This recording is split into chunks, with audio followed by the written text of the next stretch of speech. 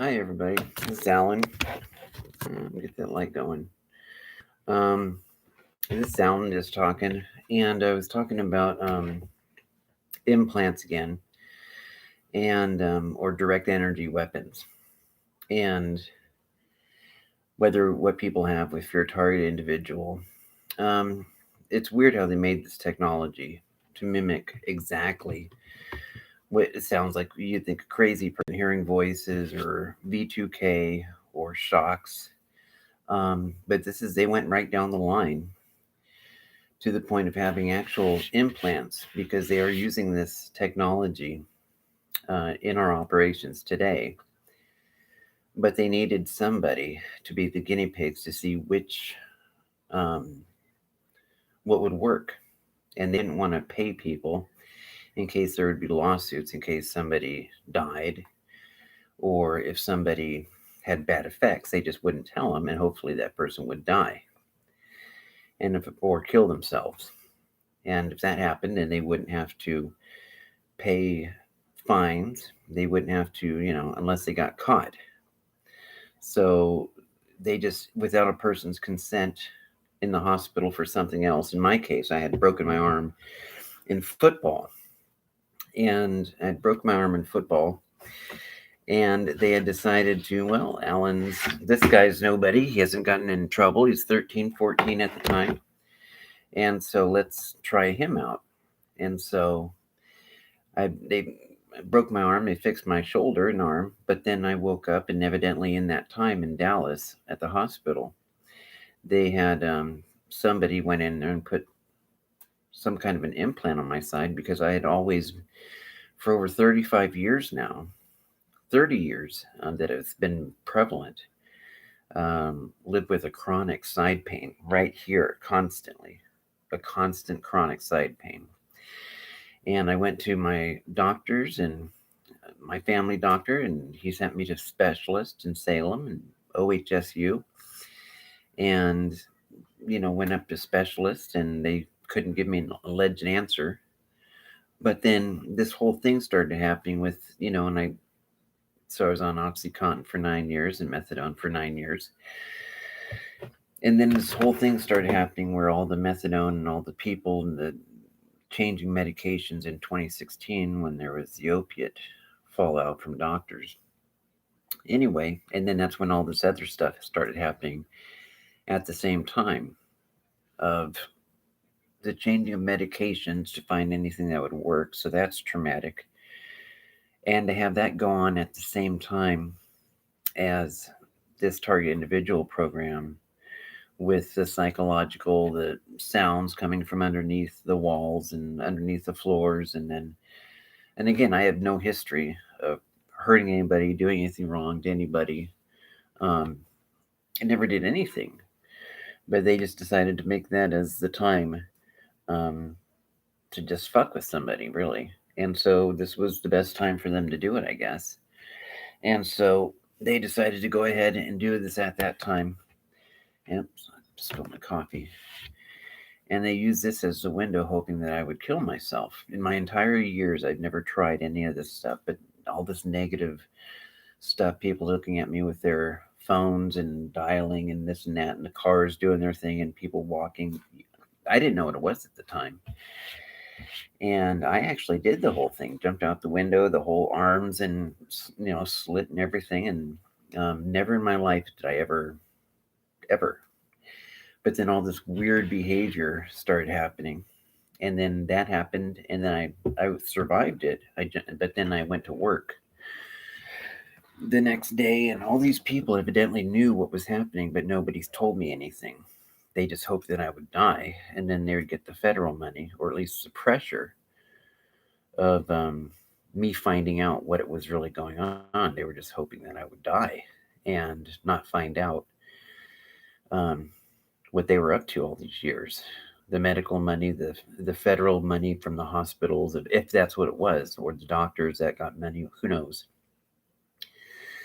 All I know is that they did this, and I had no idea in all those years that it was an implant, that they were just using me along with thousands of other people in the US to try out their medical implants to see what worked. The crossover between medical implants and military implants, where they can use those very same implants for a direct energy weapon, to where they can then shoot wirelessly. Um, See, I would get those pains, and it would come on all of a sudden, and it would just like dole over. But there's this constant pain right there on the side. But sometimes that would be interrupted with this kind of like just a jolt. It would be like, just something right there, just irritation. And then I wouldn't feel it for a while, but years like that. And then, but then it was kind of like deadened for a while. But then I heard about this. I didn't know what it was. I just thought somebody was fucking with me. The whole V2K target, target individuals. We have a lot of us have something called V2K, voice to skull, where you have these two people talking all the time, yapping, saying more or less, "You're a piece of shit. End it. You should kill yourself," and all that kind of stuff. And of course, people then look at, like, what did I do? Do I have any enemies? Did I bother anybody? Did I hurt somebody? And I'm thinking, no. I got scrupulosity, which is an oversensitive nature to make sure I don't hurt or bother somebody. Um, but I knew I didn't. But anyway, that's here nor there. I just hadn't done anything to hurt anybody. And so I was hearing about other people like Vulcan, Wolverine, Kyle, and some of the others that were having these direct energy, and I hardly ever get headaches. So that's one thing that's never been towards me. But then I was watching this. I was constant right here. But then I was watching Kyle talk about it, and it wasn't that day, but a few days later, I was just thinking about it, and it wasn't psychosomatic. It was literally, because I never get headaches, even after hearing what Kyle was saying. It wasn't something psychosomatic because I was thinking about it. But then I could hear the people yapping, the V2K people, and then it's like, okay. And then it's like, well, let's see. And, or whatever they said exactly. And then suddenly you could feel this type, and it's like, oh, that's it. Because I never get headaches. And just like, that's what they mean. And then right when I said that, it instantly stopped. It wasn't like it started getting gradually smaller or in time, like 5 minutes later. No, I found out what it was. That's a direct energy weapon. And then right when I said that, it instantly, yep, he knows. I could hear him say, yep, he knows. And then they tried it about 10 minutes later. And it's like, there it goes again. Direct energy. It's like, and then right when I said it wasn't like a headache where I've had them before, but rarely. But then it sort of kind of gradually goes away. No, this is like, oh.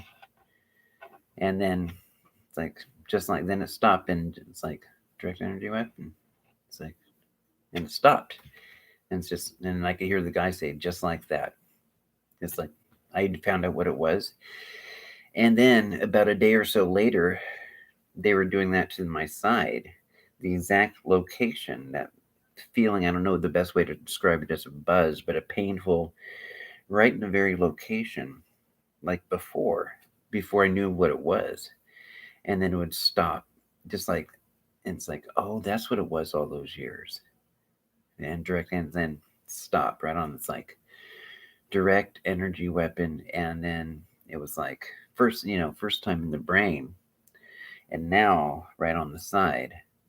And it's like, the reason why they're trying to do all this to freak a person out, a psych hold. But I think for the people that have the implants, for the people that have the implants, I think they're doing this because they literally, I don't know, for some people they might have an option. I don't know if all people have this implanted implants. Um, but I think for some of us, they really can't have us. They, they want, I mean, it's literally, they know that they need us dead because we can't go around living and have some doctor who won't play ball, or who has a conscience, and then looking in, or a coroner, And then, hey, what's this? Because it's already getting out in the news about all this, um, with Ella Free and Ramola, and I don't know about Karen Horton in Europe, but it's getting out there. And so people are starting to get awakened that, yeah, our own government. I mean, we already know that the only thing that this people in this government seem to respect is capitalism. And if they screw over people, even medical doctors or hospitals, um, as long as they don't get caught, um, then you'll be a winner. You'll be a capitalist winner, because it doesn't matter if you screw over people. And whether in medical words, in medicine, if you screw over thousands of people to get a new implanted technology, that works, a success, um, without scandal. I mean, look at Wells Fargo. Wells Fargo had millions of people. Then they had two accounts, um, and it wasn't until somebody finally called the whistle on them, blew the whistle, and said, "Yeah, they knowingly, illegally did thousands of people with two or three extra accounts, and they did it out in the open. They get a little bit of a fine for it. I don't think anybody went to prison for it, but nobody goes to prison for this stuff." 2008. But it's about time that people start going to prison for it. The medical doctors and the hospitals that okay this, they start needing to go to prison, including some of the people in the city hall that decide to balance their paychecks in the city's books by using some of its citizens to use as a torture device. I think they should be going to prison, because we're not talking about a couple days or a week. We're talking in, I know in my case it's years, and I know in other cases it's years too. And unless they want to have this torture device, but that's not how our laws work, but they don't care about our laws. It doesn't matter liberal or conservative. They don't believe in the Second or Fourth Amendment, the Constitution, unless it affects them. And that whole Hippocratic oath is just bullshit out the window. I mean, it's just. So, anyway, um, from Dallas, when they were trying to do this, I ended up jumping out the window, and I had to learn to walk again. I had all these people. Now, Dallas is a very religious, so to speak, a lot of Mennonite churches, and I always thought good people. Um, Evangelical, good people. In all the years growing up, I never had no enemies, no people that were bad, or pastors or people in church, or people just regular, even non religious, didn't matter. They're pretty good people. And then this whole fuck storm happened. And then, where it's not just one person has a weird problem with me, but tons of people are acting this way, including where I worked at Dallas Retirement with their phones. And I didn't know what had happened.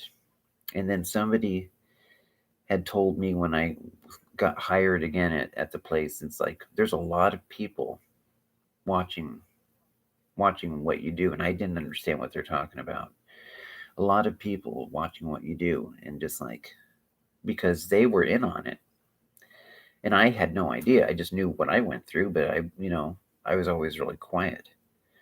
Um, but Dallas being a religious town, and then knowing that they're a part of it, and not any of these people, um, with their very religious and very proud of it, and it's religion is the hallmark for being a good person. And I thought, well, yeah, there's probably something to it. Now it's kind of like, the one thing I have studied since I was 15 is the relationship of religious apologetics and Christian apologetics, and then different cults, and then the Freedom from Religion Foundation, American Atheist, Christian apologetics, J.P. Moreland, William Lane Craig, all this. Anyway, I studied all this stuff. And just coming from my own experience, I really can't. There's a lot of wonderful religious people. There are people that are wonderful, but boy, when you mix power and politics, even in little religious towns, um, it yeah, they'd rather have that capitalism. If it means coming clean and just say, yeah, what we did to you is pretty fucked up. Chances are, knowing them, there'd be more. You said the F word. Yeah, it shows he's a bad person. That's how that. I mean, that's what kind of person they are. They can defend torturing somebody, trying to get away with it, and try to find any little thing like he said the F word or something, has a beer, something, anything. Anyway, it's eye opening, and hopefully, going through what I've gone through, they know now. They know because I went to the police station, and I even wrote B2K and dumbass cops right there, right across from the police station, with the cops right there looking. Because why should I be ashamed? I've never had to go there. I've never heard any of them, and I've never had a problem with police. I don't even know their names even now, because I don't know which one. There's none of them that have a reason to hate me. I never did anything to them, and chances are, if I was to, the whole thing is they would deny it. That's the whole targeted individual, is to deny it, pretend like they don't. You don't know, you're crazy. In fact, when I went and talked to him, the only time in my life that I went and asked the police for anything ever in my life was this. Was I know that people were holding up their phone and yelling cop or something about police, or yelling at me, or cop, or pointing their phone at me. And this was going on for a long time, like 6 months to a year. And I just thought, it's nothing. I haven't done anything, so nothing to. But they kept doing it, and so I finally, on a Friday, went outside of my house, and I just started yelling in Dallas. I just started yelling, I am not a policeman. I am not a cop. I'm not a policeman. Never was. Never. And I didn't know. I just know it was weird. And then I thought, well, I waited Saturday and then Sunday and Monday, and then I went into the police station. First time ever for my own self, for anything where I went. I wasn't in trouble or nothing, but I thought, well, I'll just go in there and ask um, if I was in trouble or if there's anything. And it's like the lady, in a very rude way, and I didn't. Maybe she had a bad day. I don't know, but she just, do you have a warrant? It's like, oh no, I don't think so. And it's like, no, nobody's looking for you. And then I'll send some police down to talk to you. And then of course, then it was like the guy and the lady said, well, do you have any psychological problems? And it's like, no. I mean, this is the first time ever in my life going to the doctors. And then I even told him, I mean, I don't know what's happening. I know, and this is what I told the police. It was a guy and a ladies, a couple of young police people. And I said, well, there was this clicker thing on the side of the house, almost like somebody was taking my picture, like kept on the shutter. And that just kept going. And I just kept letting it go. I just figured, well, they're going to find out that I'm fine. And if somebody is mad, they'll realize I'm nothing to worry about. So I just didn't make an issue of it. And then I said, well, my brother Dale, who was evidently, found out he was part of it too. On his computer, the code word was for your next, something like your next door girlfriend. Somebody was at the time fucking with my computer.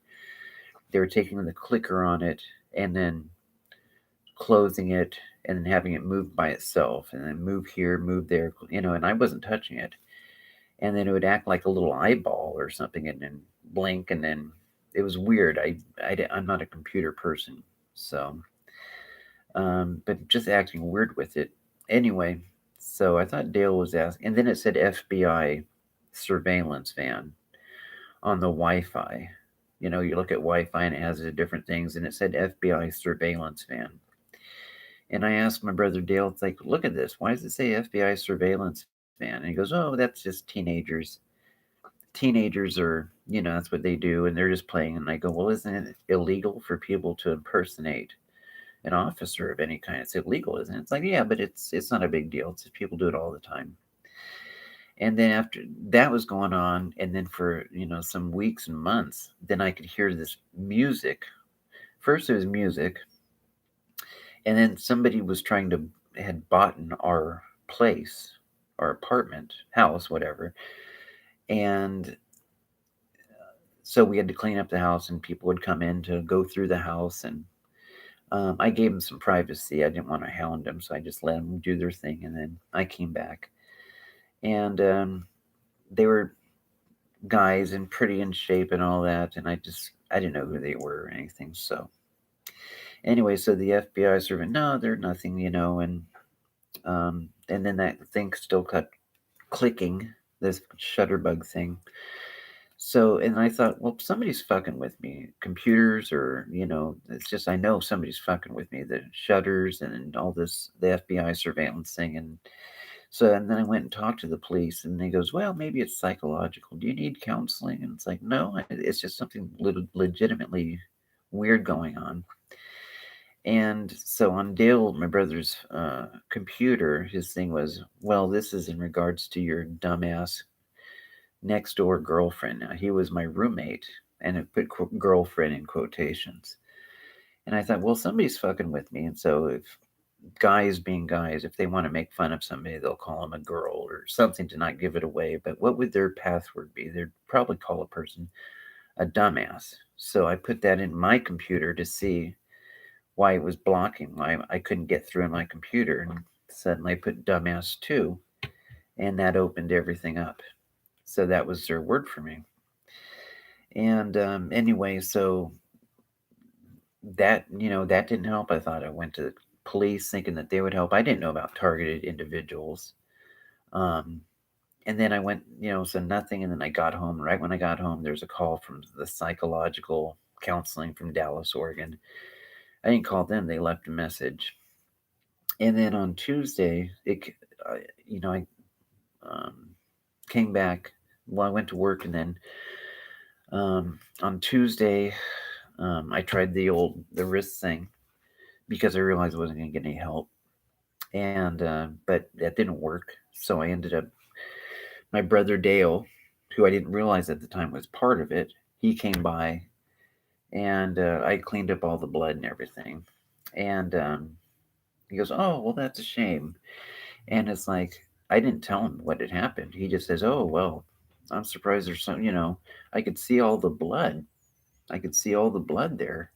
It's like, I'm really sorry that happened. I feel kind of responsible. It's just like I'm thinking, I know I cleaned it up well. And he's acting like, oh, there's so much blood. But then his girlfriend comes by, Sarah. And this is stuff that I know by putting this out there and it's going to be on the internet.